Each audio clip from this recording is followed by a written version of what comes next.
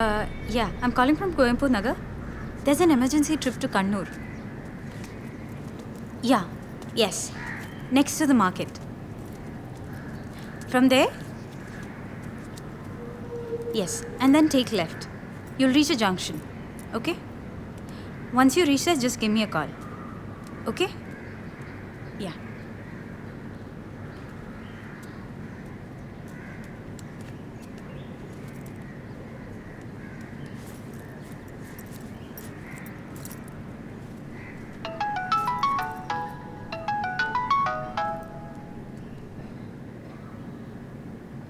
ഇന്ദിരേച്ചി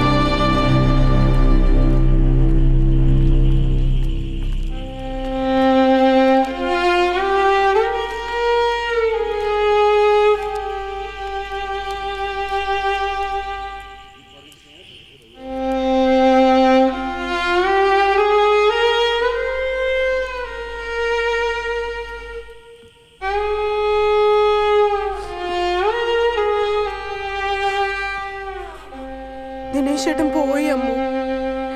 അമ്മു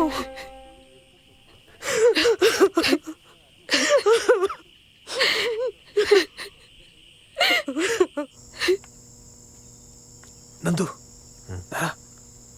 എനിക്ക് തുളച്ചേട്ടാ പുറത്തേക്ക് വന്ന് പുറത്തേക്ക് വാ വാ.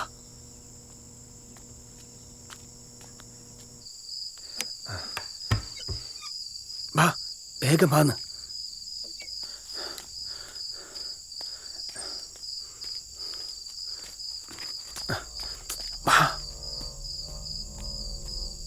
എന്നാ വിളിച്ചേട്ടാ?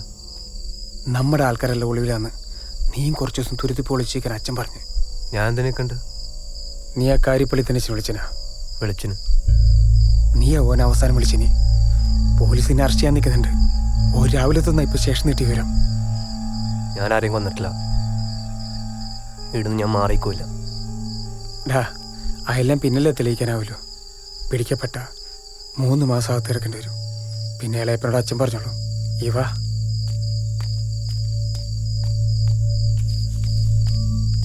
ഡാ അതൊന്നും നീ പോണാക്കല്ല, പോലീസ് ട്രേസ് ചെയ്യും. ഇവ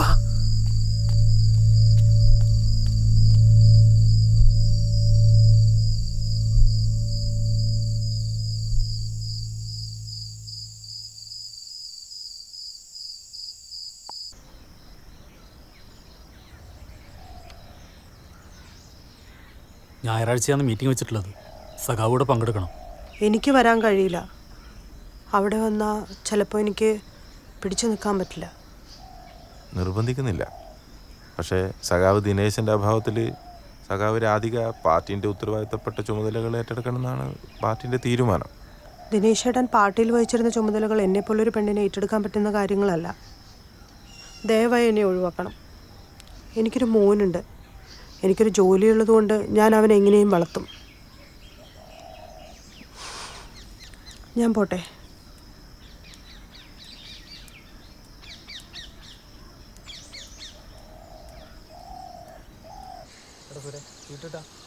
ഓന്റെ കൈ ശരിയല്ല. എന്തോ എന്നാ പിന്നെ നീ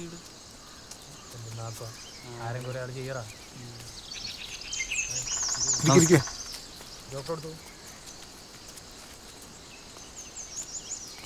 നീ എത്ര കാലം ഒന്നും വെച്ചിട്ടാ ഇവിടെ എങ്ങനെ മുൻകൂർ ജാമ്യത്തിന്റെ കാര്യമൊക്കെ വക്കീലിനോട് പറഞ്ഞ് ശരിയാക്കിയിട്ടുണ്ട്.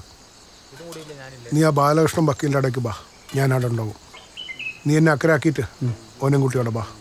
പോയിട്ട് വരാം. ഇന്നത്തെ ദിവസം പോക്കാം.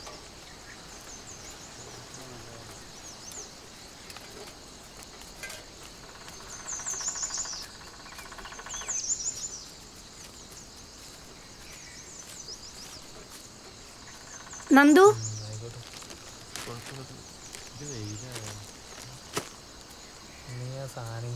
ആയിച്ചി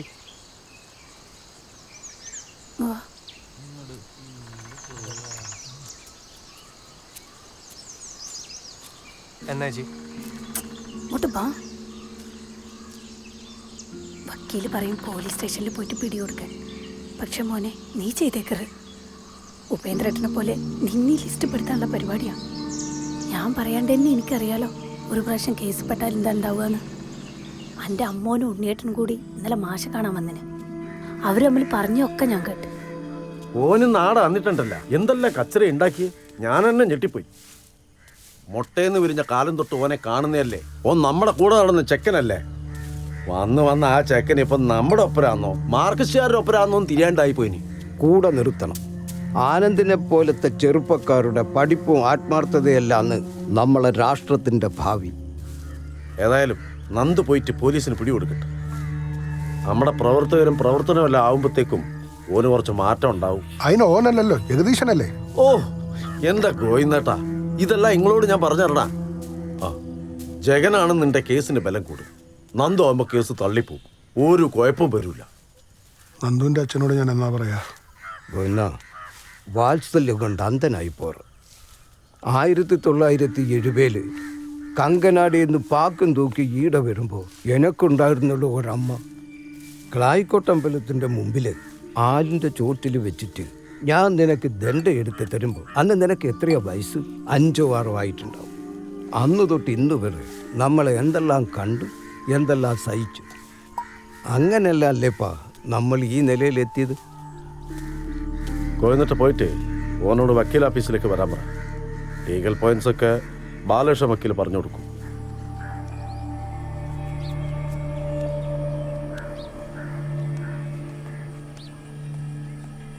മുൻകൂർ ജാമ്യം കിട്ടിയിട്ടില്ലെങ്കിൽ പുറത്തിറങ്ങാൻ 2-3 മാസം എടുക്കും. അപ്പം പിന്നെ എൻ്റെ ജോലീൻ്റെ കാര്യം എന്താ? എല്ലാം ഗോയിനാട്ടം നോക്കിക്കോളും. എന്തായാലും ഗോയിനാട്ടം പറയപ്പെടുത്തി. എൻ്റെ കാര്യങ്ങളിൽ ഞാൻ നോക്കിക്കോളാം.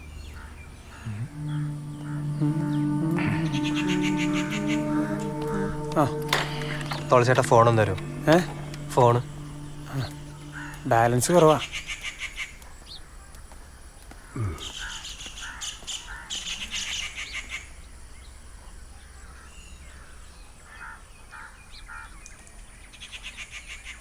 അമ്മ ഞാനെന്താന്ന്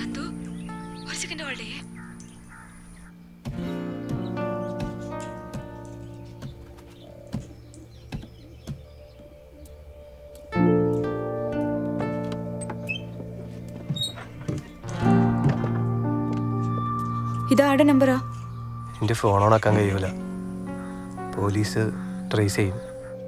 3 മണിക്ക് എനിക്ക് കാവിലേക്ക് വരാൻ പറ്റുമോ? ഞാൻ വരാം. നന്ദു ആയോ? ഓക്കെ, ഞാൻ വെയിറ്റ് ചെയ്യും.